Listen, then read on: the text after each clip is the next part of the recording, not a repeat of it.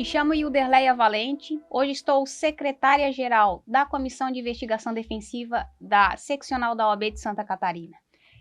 Esse projeto é um podcast chamado Papo de Investigação da Comissão, juntamente com parceria aí da ESA, da CAASC e a Seccional da OAB. Hoje, nada menos, nada mais, vamos falar da advocacia criminal com a presidente da Acrimesc, doutora Elisângela Chapot Muniz. Doutora Elisângela, agradeço a disponibilidade, né, o carinho que a doutora tem pela gente, pela instituição, a disponibilidade, e é sempre uma honra conversar com a senhora, e eu vou abrir aqui a palavra para que a senhora inicie falando um pouco da senhora. Quem é Elisângela, qual é a sua profissão, o que lhe atraiu? Fala um pouquinho aí do teu cargo, sendo a primeira mulher presidente da Associação de Criminalistas de Santa Catarina. A palavra está contigo. Boa tarde a todos. Então, primeiramente, eu gostaria de agradecer pela deferência, pelo carinho, pela escolha, pelo convite. É sempre uma honra muito grande, né? A Comissão de Investigação Defensiva em especial é composta por membros que muito cativo e que têm uma amizade muito grande. Então, falar sobre a Elisângela. Quem é a Elisângela? A Elisângela é uma menina que veio lá de uma comunidade, que vendia picolé quando era criança, que namorou cedo, casou cedo, né? Eu namorei aos 16 anos com o meu atual esposo, né? O único esposo. Casei ia fazer 18 anos, né? Estou casada há 35 anos. Depois de vender picolé, o meu primeiro emprego foi de vendedora de loja de roupa, onde eu trabalhei durante 1 ano. Depois eu passei a trabalhar numa farmácia de manipulação, por onde passei e fiquei 24 anos. Só saí de lá quando fiz direito, né? Então, eu fiz direito, estava quase me formando. Eu passei por uma cirurgia, tive que ficar afastada 3 anos. Desses 3 anos do meu afastamento, eu aproveitei para estudar, né? Que eu não tinha formação de nível superior. Então, fiz o direito. Sempre tive fui assim, instigada, né? Uma tendência pela treta. Pela treta, né? Então, trabalhei ali durante todos esses anos e depois saí realmente só para exercer a profissão, né? Para vir para o direito.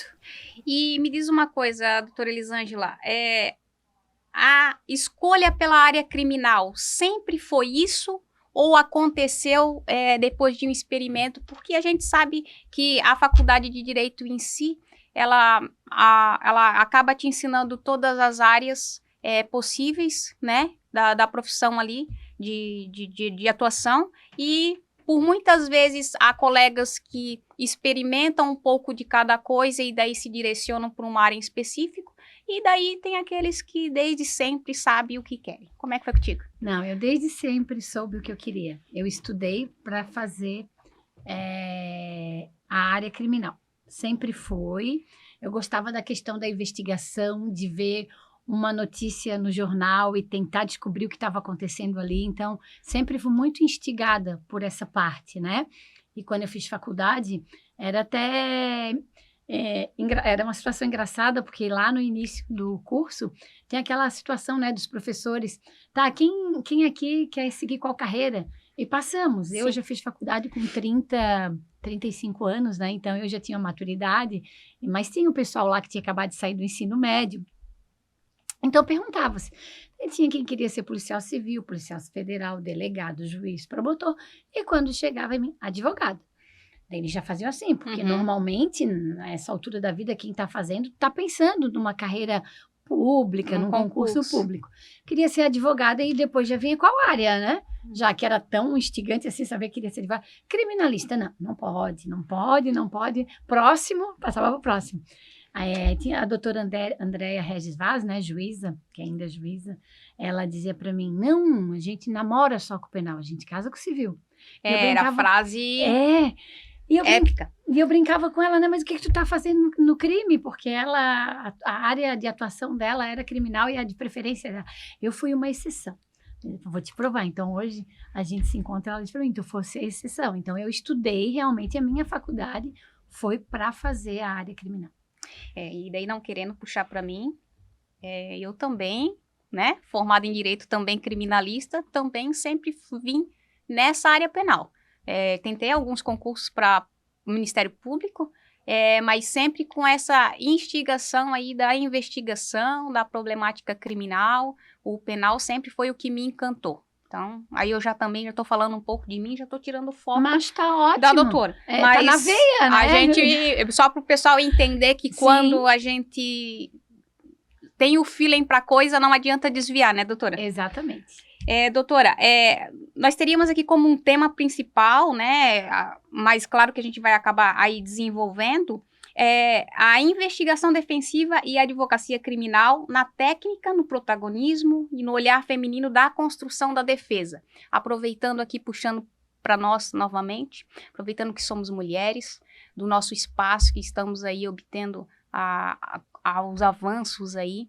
Eu acredito que na tua época de formação, assim como na minha época que eu também estudava, a realidade da advogada mulher na advocacia era outra. A gente tem obtido grandes avanços, né? Me fala um pouquinho da tua presidência. Primeira presidente mulher na Acrimesc, que é a Associação de Criminalistas de Santa Catarina. Como aconteceu? Quais as conquistas, enfim. Como aconteceu, né? Nem todos sabem, mas aconteceu de repente, né? Foi uma surpresa.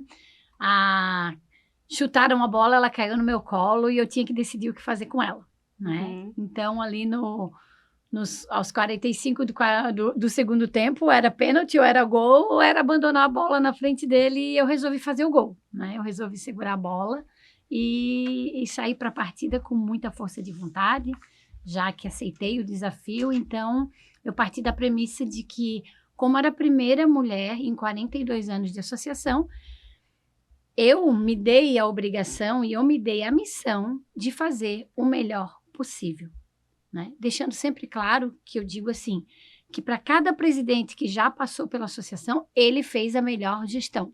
Porque cada um, eu tenho certeza que deu o melhor de si. Sim, né? sim. E assim como eu me espelhei nos meus antecessores, eu também dei o melhor de mim. Está dando, doutora. Ainda estou dando, é verdade. Na sua gestão Isso, ainda. mas vamos falar até o momento, né? Que ainda temos 6 meses, vai que daqui a pouco o melhor de mim passe a não ser o mesmo dos últimos 2 anos e meio. Mas sim, eu venho dando o melhor de mim, venho tentando fazer o melhor, né? Por quê, doutora? É claro, para trazer o legado, né? Levar o legado da associação adiante, fazer com que ela cresça, com que ela apareça ainda mais. E por mais que nunca possa ter aparecido ninguém que tenha dito agora vamos ver como vai ser na mão de uma mulher, porque a gente sabe que pra gente nunca ninguém diz, né? Mas lá na cabecinha de muitos, aquilo ali agora, né? O que uma mulher vai fazer disso daí? O que vai dar disso, né? Nós, mulheres, nos cobramos, né? Nos cobramos o melhor de nós, porque a gente sabe que a gente vai ser mais cobrada.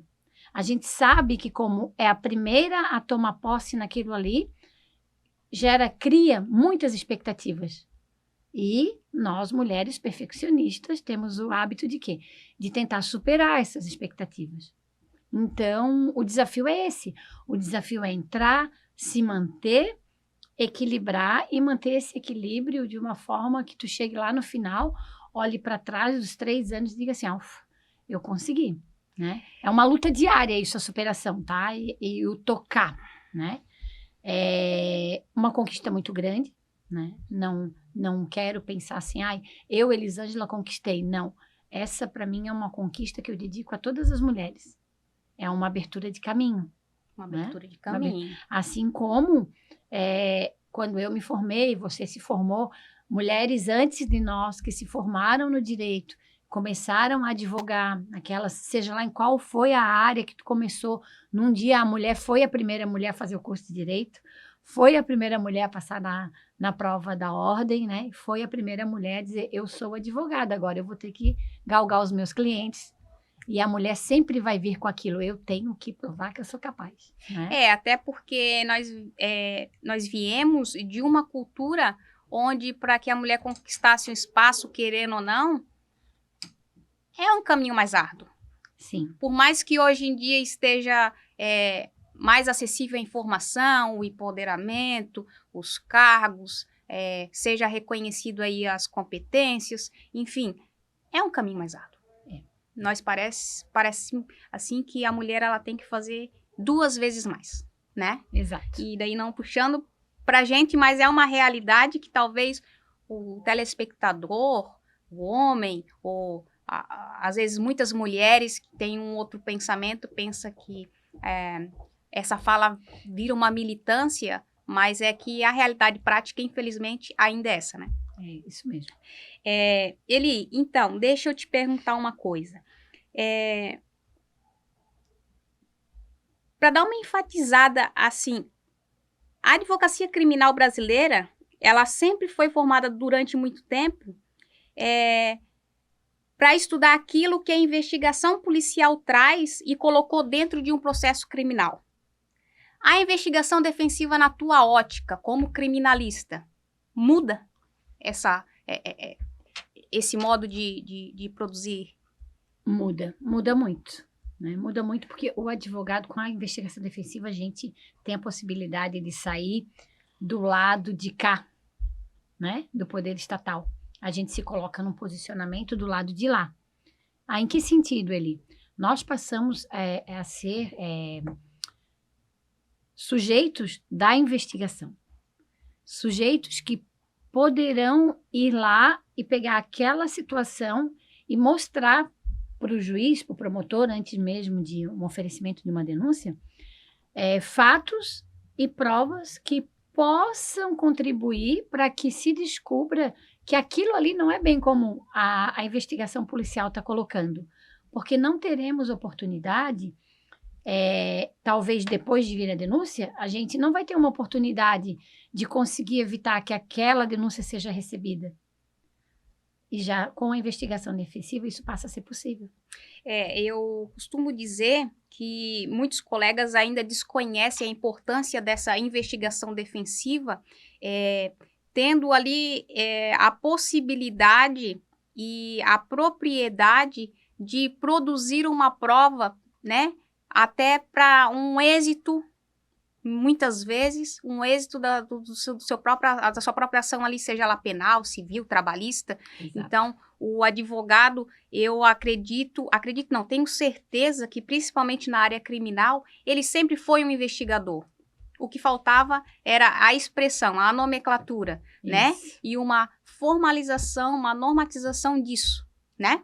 E daí, a doutora como advogada criminalista mulher, a doutora enfrentou muitos problemas por ser mulher. Tem algum caso que a senhora lembre, assim, para nos contar aqui? Enfim. Uma única oportunidade me aconteceu alguma coisa que me deixasse, assim, chocada e dizer para ti assim, olha, aconteceu, né? E nunca foi numa delegacia, nunca foi num fórum, nunca foi numa audiência, foi numa situação em que eu fui atender um cliente meu na delegacia. E o policial, na época, o agente prisional que foi buscar o meu cliente na cela, fez um comentáriozinho, achando que, de certa maneira, ele estava me elogiando, mas fez para o meu cliente. E o meu cliente exigiu respeito por parte do agente prisional. Daí, depois, ele ia responder, inclusive, um PAD, né? Porque aí acabou desrespeitando, entre aspas, o agente prisional. Daí ele chegou no parlatório, ele relatou o que aconteceu, eu chamei o diretor da unidade, né? O diretor da unidade me conhecia e lamentou e tal. E eu falei para ele, olha, tá tudo errado, né? E aconteceu, a situação foi essa. E daí acabei ali, claro, junto administrativamente, evitando que o meu cliente respondesse um PAD, né? Porque tinha os outros também que ouviram e tal. Fui lá, exigi o respeito, né? Pediram desculpas, enfim, eu consegui resolver ali. Mas a gente ainda conta com essa situação de repente, ainda o meu cliente foi me defender, pedir respeito, porque dizem, né? Como é que tu é advogada criminalista, como é que funciona isso? Mas assim, os clientes da gente, eu sempre falo, são os que mais nos respeitam. Justamente a começar a contar que nós somos as pessoas que estão ali para defendê-los. Então, naquele momento, eles se agarram em quem é o advogado vai resolver o problema deles, né? Comigo é assim também. Eu nunca fui desrespeitada pelo cliente. Isso. E foi, se eu te disser assim, ó, foi a única vez que aconteceu alguma coisa, tá? em delegacia, em atendimento, madrugada, já passei noites dentro de delegacia, sempre fui muito bem recebida, acolhida e respeitada por todos, né? Tem aquela linha ali que tu tens, é claro. Eu não gosto daquela frase, eles dizem, né? Se dá o respeito. Uhum. Não é se dá o respeito, vamos nos fazer respeitar, né? Acho que a tua postura, a tua educação ao chegar no local. Teve uma época que eu acho que tinha a advogada criminalista talvez vinha já com eu digo que é o sangue nos olhos. Tu pode ter o sangue nos olhos sem perder a tua educação, a tua postura e o teu respeito. Né? Isso, né? Dá Uma maneira de se impor, mas sem ser agressivo, mal então, educado. Quando tu chega num ambiente que tu acha que de repente ele vai ser hostil, tu chega com muita educação, com postura, com respeito, que tu já desarma o lado contrário. E isso, a impressão que tu vai passar para eles vai fazer que ela reflita a teu favor. Tu vai pensar, opa, aqui não dá para ser assim. A pessoa chegou educada, chegou com respeito, chegou entendendo do momento de falar, entendendo do momento de ouvir, né? Entendendo do momento de pleitear aquilo que ela tem para pleitear. E daí a pessoa vai fazer o quê? Ela também vai respeitar o que ela tem que respeitar a teu favor. É que acaba quebrando aquela expectativa, né? Isso. De reprodução que aquela pessoa estava esperando. Exato. Seria um exemplo, mesma coisa, um relacionamento. Quando um começa a falar mais alto e de repente você silencia, ou vira as costas e sai, você acaba quebrando aquilo que ele esperava que você reagisse. Isso. Entendi. Doutora, me diz uma coisa. A senhora já é adepta, então, à investigação defensiva, pelo que eu entendi ali na sua abordagem anterior, né? E o que a senhora acha? Em que momento e qual é o risco em que a defesa na área criminal ela deve começar a trabalhar numa prova? Então, eu tenho o hábito de começar a trabalhar numa prova a partir do momento que ou aconteceu algo com o meu cliente, eu tive uma situação que a cliente já me ligou, olha, me envolvi num acidente sim, aconteceu aquilo, né? Teve pessoas lesionadas, eu já quero saber quais são os próximos passos.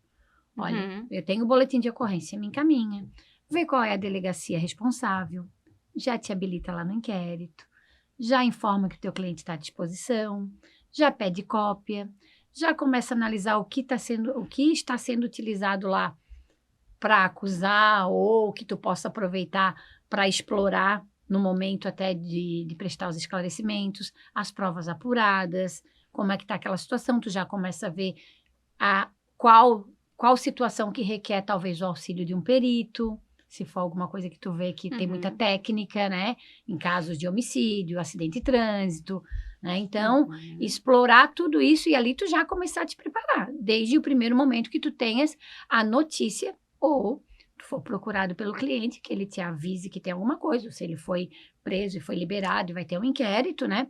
Mas eu acho que desde o primeiro momento que tu toma ciência que o teu cliente, se ele vai responder o inquérito, ele se envolveu em alguma situação que vai estar lá na delegacia, já busca qual é a delegacia competente, te apresenta lá e já começa a tomar conhecimento do que tem lá e já começa a trabalhar que tipo de prova que tu vai ter que combater ou que tipo de prova que tu vai ter que buscar para aliviar ou inocentar o teu cliente, né? E até para esclarecer fatos, né, doutora? Exato.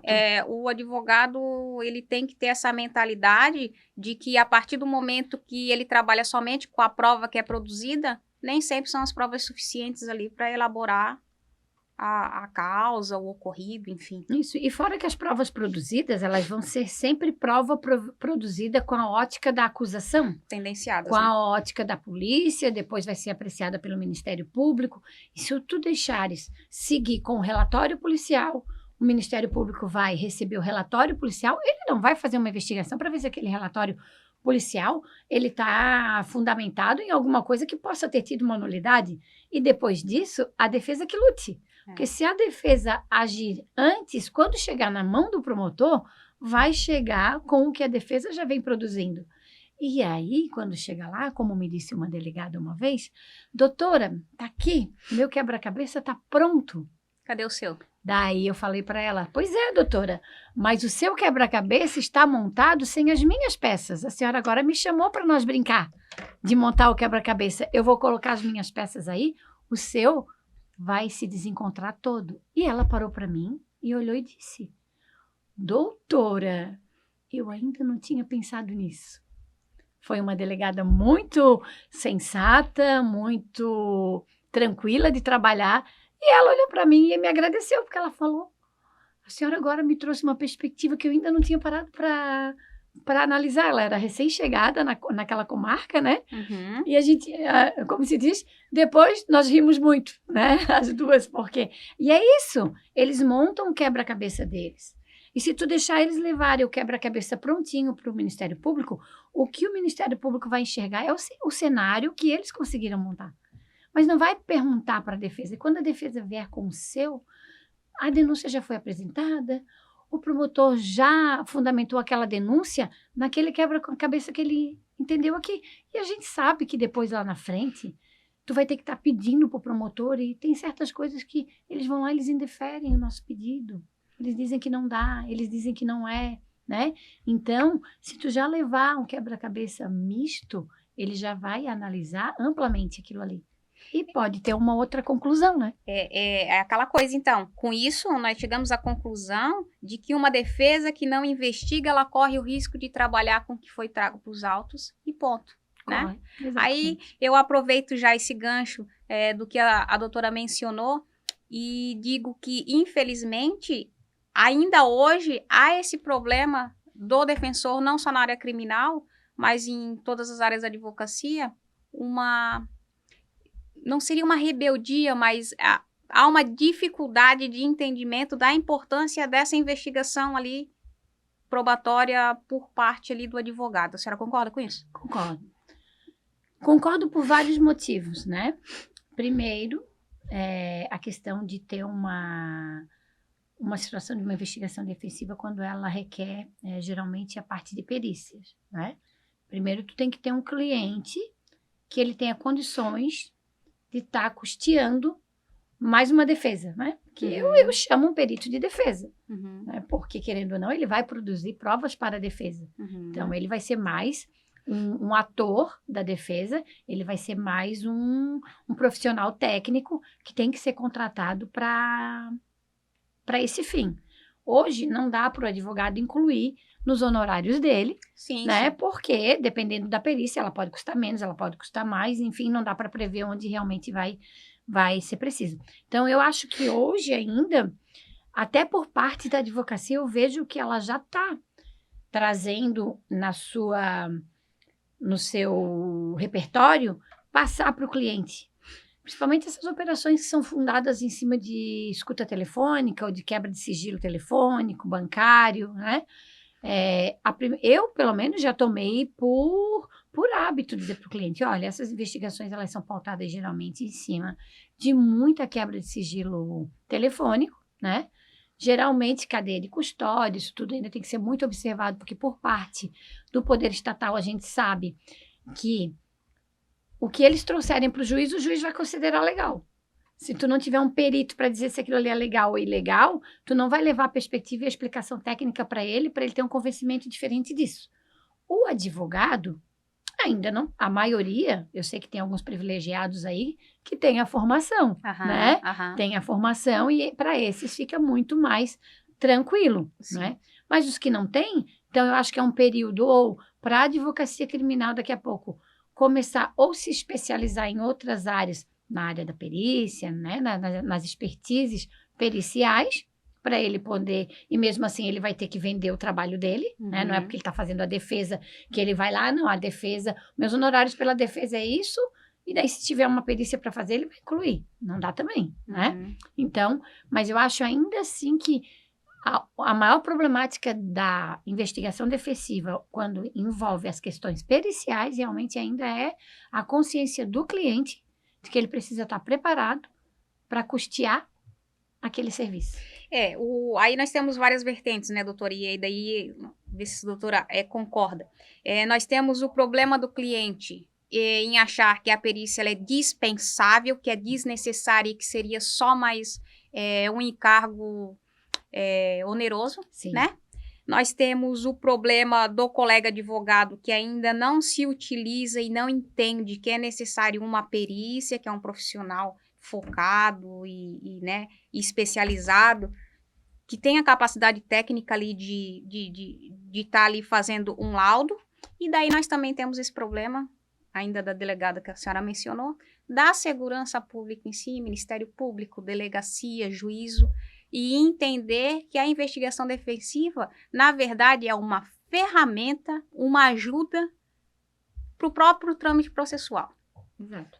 São alguns obstáculos que eu acredito que tenhamos aí que... Sim, a advocacia criminal hoje está passando obstáculo mínimo, né? No seu direito mínimo, digamos, né? Tem delegado que está podando o direito do advogado de fazer perguntas para o seu cliente no momento do interrogatório na prisão em flagrante, que não é momento de fazer contraditório em ampla defesa, né? Então, a gente está passando por isso aí.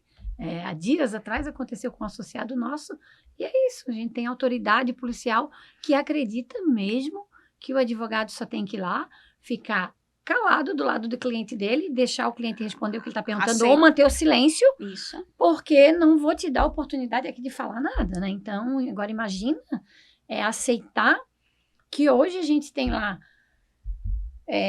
formalizado que a gente tem o direito de fazer uma investigação defensiva. Isso aí para a autoridade policial, para muitas delas, é uma afronta.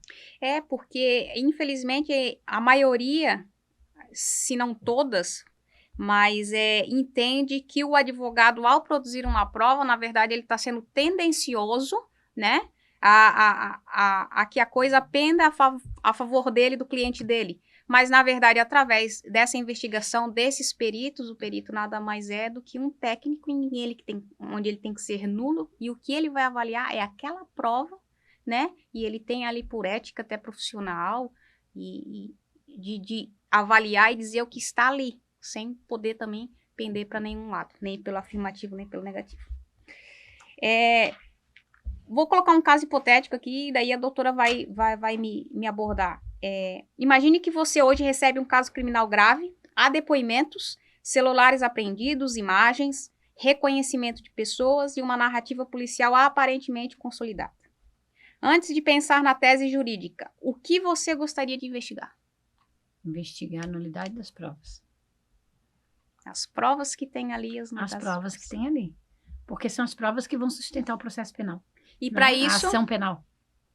E para isso, tu tens que analisar se elas estão legais, se não tem nenhuma nulidade, se não teve nenhuma quebra de cadeia de custódia, se aquilo que está ali é aquilo mesmo, se o local dos fatos foram preservados, né? Então, tudo isso. Então, acho que quando é um processo complexo que vem cheio de provas digitais, provas de locais, tudo isso, eu acho que eu sempre... E ainda avisar para o cliente, né, que em primeira instância vai ser difícil o juiz acatar a nulidade, mas a gente precisa estar pronto desde o início, porque em algum momento, né, o que vai derrubar tudo aquilo, o que se tem chance de derrubar futuramente, seria realmente as nulidades processuais.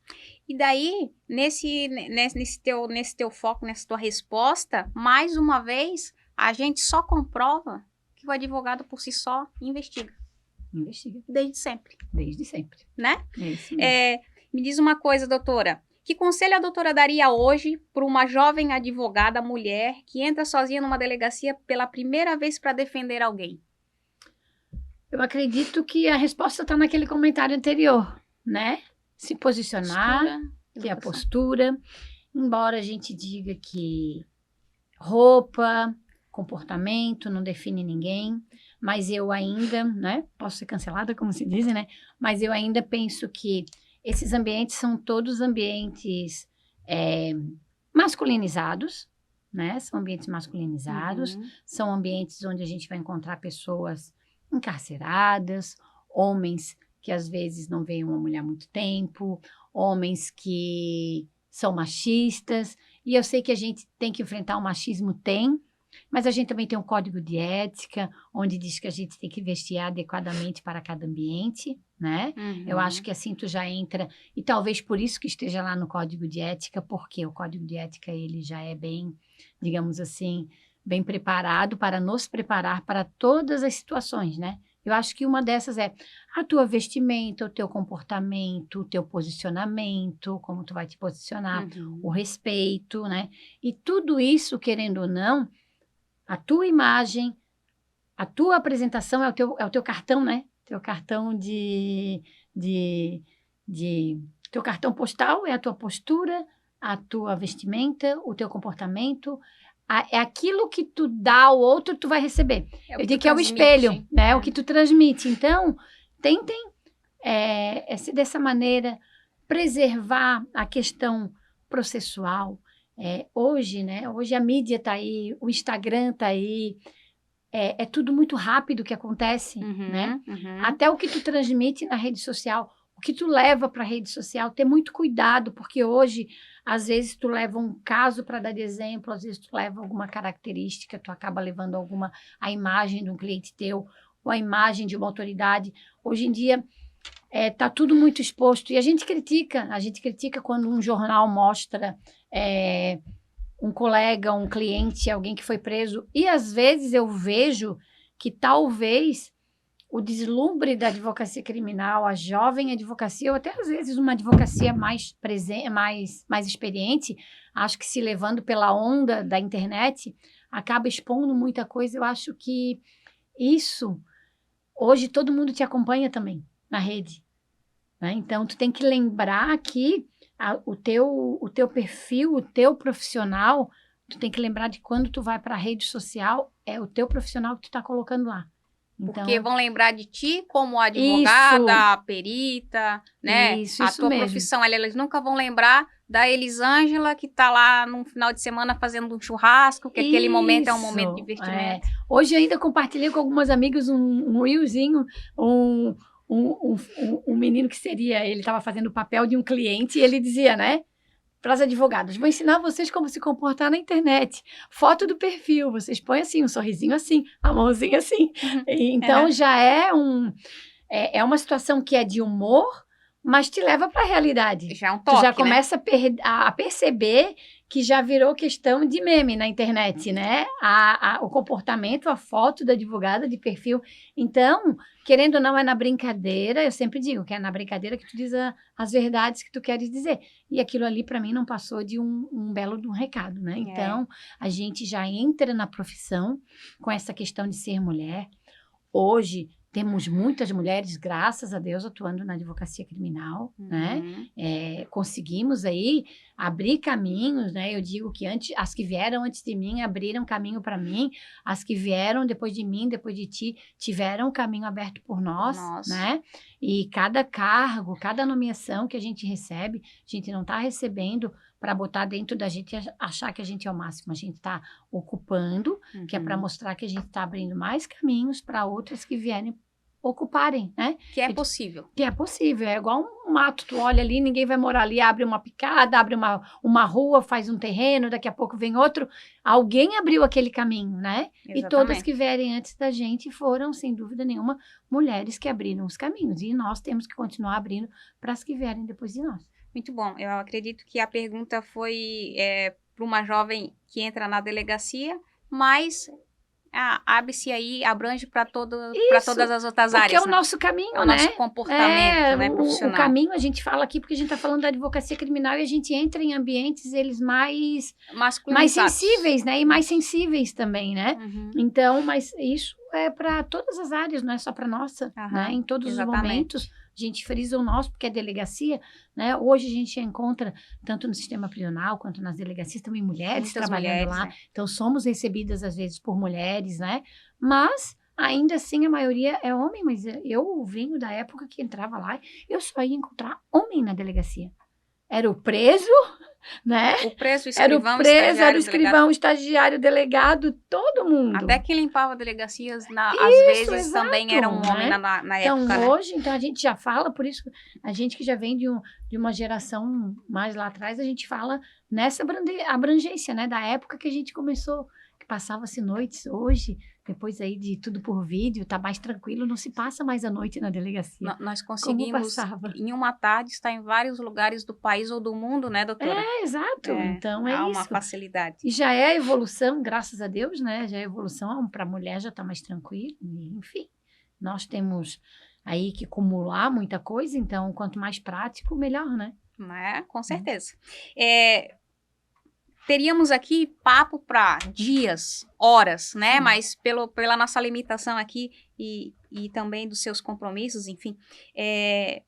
Vamos falar um pouquinho mais de Acrimesc, aproveitando que a senhora está aqui, para a gente acabar finalizando aí o nosso papo de hoje.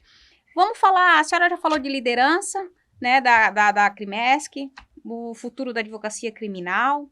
Explica para o pessoal que está nos vendo e nos ouvindo o que é a Acrimesc, o que é essa associação, qual é essa finalidade, como funciona, porque eu acredito que ainda tenha muito colega advogado na área criminal que não entende o que é essa associação. A Acrimesc, né, ela é a Associação dos Advogados Criminalistas do Estado de Santa Catarina, né? Ela reúne hoje ativamente quase 200 advogados, né? O que a Acrimesc pode fazer por nós? É isso que eu ouço muito, né? Sim. A Acrimesc, sem dúvida nenhuma, ela é um órgão que é uma instituição que trata diretamente e exclusivamente da advocacia criminal, né? Então, ela sempre vai ter um caminho, eu digo que é um caminho mais curto, às vezes, para resolver uma demanda urgente da advocacia de uma forma talvez mais direcionada e mais rápida, né? Eu digo que isso sempre também uma forma de auxiliar e caminhando junto com o órgão, que é a Ordem dos Advogados do Brasil, que é a nossa OAB, a nossa casa, a nossa mãe, enfim, né? Mas as associações, elas vêm justamente para isso, para ter um acolhimento mais direto para aquela determinada área, né? Onde nós temos aí os contatos exclusivos, né? Eu digo que é praticamente exclusivos com Sim. os órgãos da área criminal, as demandas, né? Nós temos dentro da associação nós também temos as comissões, né? A Comissão de Direito Penal, Processo Penal, a Comissão da Investigação Defensiva, do Júri, a Comissão das Prerrogativas, dos Assuntos Prisionais, e os nossos associados, se estiverem em alguma situação aí que precisem acionar qualquer uma das comissões, a gente consegue ter um atendimento mais imediato, uma resposta mais imediata. Ah, doutora, então quer dizer que a OAB não consegue? Não, a OAB consegue, né? A OAB consegue, sem dúvida nenhuma, mas é como eu digo, a OAB cuida de todo mundo, cuida de um todo, né? Não há de se comparar o tamanho da instituição OAB com a Acrimesc, claro que não, mas nós hoje somos os representantes da advocacia criminal do Estado, né? A maior instituição representativa, né? Associação que representa aí a advocacia criminal. Então, nós temos, além desses auxílios, né? Já tivemos aí associados na madrugada na delegacia com suas prerrogativas desrespeitadas, no sistema prisional, e a gente pode estar atuando aí urgentemente nas questões de habilitação, em inquéritos, processos, os segredos de justiça.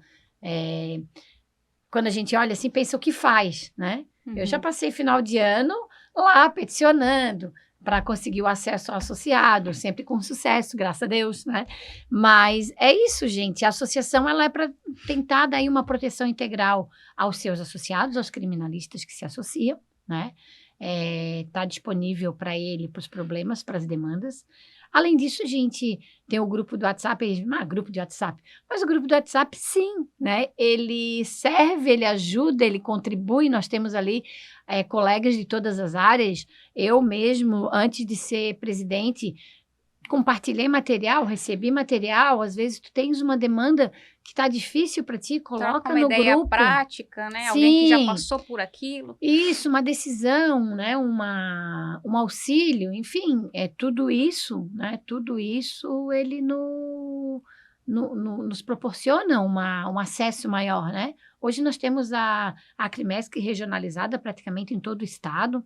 Não tem o problema de o associado estar lá no oeste e ter que depender de um de nós daqui. Nós temos as representações, né, regionais, que todos os nossos representantes, eles estão habilitados a prestar o atendimento de urgência já para o associado. Se precisar de algum contato, alguma coisa na capital, aciona um de nós aqui, né? Que aqui a gente já faz os contatos, a gente resolve o que tem para resolver.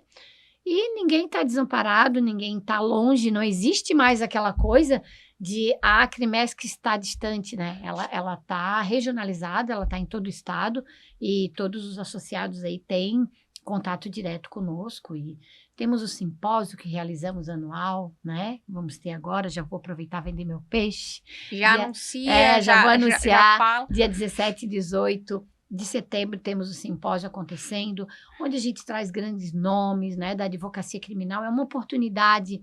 A gente vê acontecer os grandes congressos sempre longe da gente, né? Exatamente. Temos ali o Encontro Brasileiro da Advocacia Criminal, que é da nossa parceira Abracrim. Esse ano não tem, agora vai passar para um ano sim, um ano não. Mas, assim, às vezes a gente tá aqui, não vai, viaja para longe, né? E a Acrimesc traz os palestrantes que, por vezes, saem daqui para ter que viajar para assistir uma palestra de um deles. Esse ano vem Rodrigo Falques, Luiz Carlos Valois, Jacinto de Miranda Coutinho, Cláudia Barrilari, Ricardo Glockner, doutor Iderleia, né? Temos aí o Rafael, né? O nosso Civit da Prerrogativas, doutor Alex. A gente traz o pessoal de fora e a gente prestigia os nossos. Exatamente. Né? Não dá oportunidade, né? Tem que dar oportunidade para todos. Então, assim, tem o reconhecimento, a gente traz. E participar é bom, participar é importante. Né? Sempre com o intuito de transmitir o conhecimento, as inovações, né, dos advogados criminalistas, e nessa situação até destaco que não precisa ser associado para participar, basta se inscrever, basta se interessar pela área criminal, não precisa ser um criminalista em específico, né, doutora? Não precisa, tá? A gente tem ali vários assuntos, porque hoje eu digo que tá difícil até do civilista trabalhar sem vir um assunto criminal, né?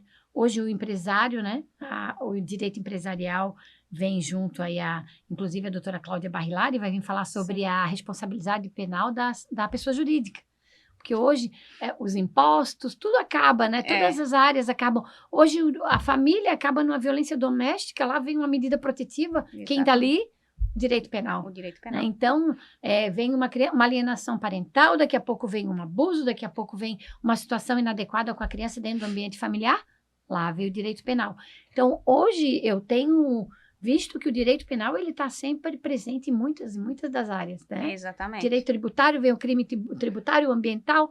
Então, eu digo que o direito penal hoje, ele está, eu acho que é o que mais abrange tudo, porque toda situação... Acaba ramificando em outras situações. Eu sou da teoria não, né? Sempre digo que conhecimento nunca é demais. Mesmo que esse colega, de repente, não atue diretamente no criminal, tendo esse conhecimento, ele vai saber, naquele momento, o que fazer, quem procurar, o que falta ali, mesmo que ele não faça por si só, né? Saindo da questão, eu gostaria de acrescentar, saindo da questão, o que ela pode fazer por ti, tem o que tu pode fazer por ela, né? Participar das comissões, participar ativamente como associado dos assuntos.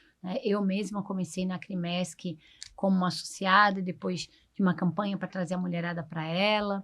Depois teve mudança de gestão, eu fui convidada por estar sempre próxima, estar sempre presente, participando. Fui convidada para fazer parte da diretoria como secretária. Uma próxima gestão acabou que fui convidada, né, naquela situação que eu já botei lá no início, mas a segurar a bola firme e marcar gol pela associação. Então, o tu estar na associação, tu te aproximar, tu procurar por ela, hoje ela me colocou na presidência. E estar na presidência dela me proporcionou muitas outras coisas. Então, o que a Acrimesc, tu entrou na Acrimesc para chegar em algum outro lugar? Não. Eu entrei na Acrimesc, eu mostrei capacidade, eu mostrei interesse. Eu comecei lá atrás, sendo convidada para ser madrinha de palestrante, levar palestrante para o aeroporto, buscar. Depois eu fui para uma diretoria, me mantive na diretoria e hoje eu sou presidente. E o que ela te trouxe? Ela me trouxe muito conhecimento. Ela me trouxe muitas oportunidades.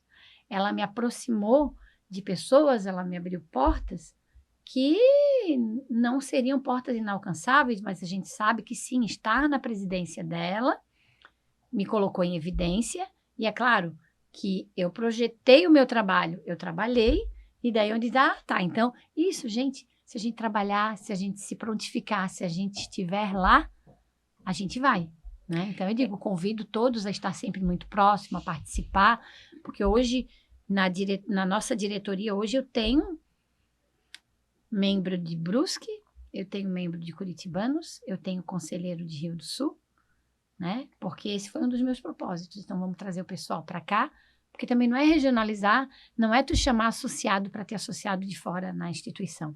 Tu tem que mostrar para o associado de fora que ele pode estar dentro. Pertencimento. Pertencimento, exato. Então, temos na diretoria, no conselho, membros das regionais, membros de fora. Hoje não é impossível ninguém estar na diretoria, porque a videoconferência, a internet, a modernidade está aí para todo mundo poder trabalhar. Se fosse assim, o presidente da seccional, eu nunca ia ter proximidade com as subseções, né? A não ser vamos fazer um colégio de presidentes, trazer os presidentes para cá, não. Exatamente. O presidente vai lá, o presidente visita as pessoas, o presidente tem lá os presidentes das subseções que o representam, mas ele vai lá, ele viaja, ele está próximo de todo mundo e é isso que eu tentei fazer na minha gestão. Né? A proximidade é importante até para que o associado, o colega, quebre esse tabu de que uma liderança fica distante, fora do alcance daquele menos visto, que está iniciando, que está entrando, né? Isso. Legal. Doutora, uma última pergunta na questão da área criminal, para a gente estar se encaminhando aí para finalizar. Como você imagina a advocacia criminal daqui 10 anos? Desafio essa pergunta, né? Com todos esses avanços que a gente está vivendo aí, né? Na era da inteligência artificial, 1001 programas para facilitar a vida do advogado, né? Eu ainda não consegui me situar se futuramente nós estaremos mais preparados, mais inteligentes, ou se a gente vai estar mais preparados, mas menos inteligentes. Né? Porque eu vejo que o futuro da advocacia caminha para o mais preparado. Quanto mais entender de inteligência artificial, de ferramentas digitais, mais tu vai estar à frente. Pelo menos é o que estão prometendo por aí, né? Vendendo por aí. Por quê? E a gente acredita que realmente essa seja a realidade.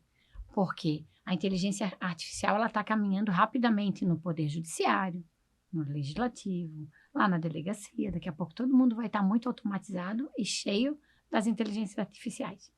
E nós, advogados, todo dia tem novas ferramentas aí sendo disponíveis para a gente contratar, para a gente ter, né? E a gente se especializar. Mas a gente está se especializando em quê exatamente? Eu acredito que as ferramentas é sim uma facilidade, uma otimização de tempo, mas tem que saber para fazer. Isso. Nós não podemos esquecer daqueles livros que a gente tem na prateleira, dos livros que estão saindo todos os dias, porque da maneira que está caminhando, se nos esquecermos dos nossos livros, do nosso estudo, aí sabe aquela coisa? A inteligência artificial, ela nunca vai substituir o homem? Ela vai. Ela vai porque o homem, se sair da frente de uma inteligência artificial, ele não vai ter mais conteúdo nenhum. Ele não produz. Ele não produz. Se ele não continuar buscando então, conhecimento. Eu acredito que a advocacia criminal do futuro, ou ela toma essa consciência de que aquela ferramenta tem que ser uma ferramenta que a auxilie e não que a domine. E que os bons e os velhos livros sempre estarão lá para ser lidos, o estudo constante, né? Porque eu vou confessar, os estudos que eu fiz ultimamente, não que eu não estudei outras coisas, mas do que eu tive que estudar para entender, foi a inteligência artificial. As aulas que eu andei fazendo ultimamente foi para quê? Para, inclusive, saber mexer com aquela ferramenta ali do jeito que ela te dê segurança, que tu não fique dependente dela, né? Daquele jeito só dela, digamos assim. Porque chega um momento que ela só vai te retornar o que tu propor a ela. Exatamente. E para tu propor a ela, tu tens que estar preparado. Exatamente. Né? Então, senão, daqui vai ser aquela produção de robô em séries, né? Aquele filme que a gente assistia antigamente. Então, é isso. O futuro da advocacia criminal, eu acho que está totalmente nas mãos dela. Do futuro que ela quer para ela, né? Que é a dedicação aos estudos, saber separar a facilidade da efetividade da inteligência artificial para o seu dia a dia na advocacia, mas sempre com a consciência de que o ser humano tem que estudar, se capacitar a cada dia para ele não ser substituído pelas máquinas. Não virar uma dependência. Uma dependência, exato. E para fechar aqui, eu sempre gosto de fazer aqui um bate-pronto. eu te digo uma palavra e daí tu me diz o que vem na tua cabeça de Tá. primeira pra gente fechar. Advocacia criminal, Futuro incerto. investigação defensiva, Essencial. tribunal de júri, Um desafio. prerrogativas, Prerrogativas. Um direito nosso. prova digital, Combater. Temos que sempre ser combater. mulher criminalista, É uma realização. liderança, Gisele Kravchinski. Acrimesc, A Crimesc, toda a advocacia criminal do Estado. Unida. qualidade indispensável a um criminalista, Sinceridade. maior erro de um advogado que começa uma investigação defensiva, Não analisar minuciosamente todas as provas digitais que tem no processo. É isso, doutora Elisângela. Eu agradeço a sua presença, é uma felicidade não só minha, mas em nome da Comissão de Investigação Defensiva. A comissão sempre deixa aqui uma breve lembrança da participação aqui dos nossos entrevistados. Então, quero lhe entregar aqui. Muito né? obrigada. Vou também aqui lhe presentear com uma obra aqui do Dr. Rodrigo Fux, tá? Para que a senhora aumente, então, aí o seu conhecimento, que conhecimento nunca é demais. Muito obrigada. Já aproveito para contar que o autor estará no simpósio. Olha só. Isso, teremos uma mesa com ele. Agradecer mais uma vez imensamente, né, pelo convite, pela oportunidade. Espero ter correspondido à altura. Respondi na certeza de que foi com muita sinceridade e é o que tem dentro do meu coração. E é isso que eu gostaria de desejar para todos, né, toda a advocacia criminal do Estado. Muita paz, muita sinceridade, muita humildade, né, e muita lealdade no seu caminho. Que tudo isso volta, com certeza. Muito bom. Encerramos mais um podcast Papo de Investigação.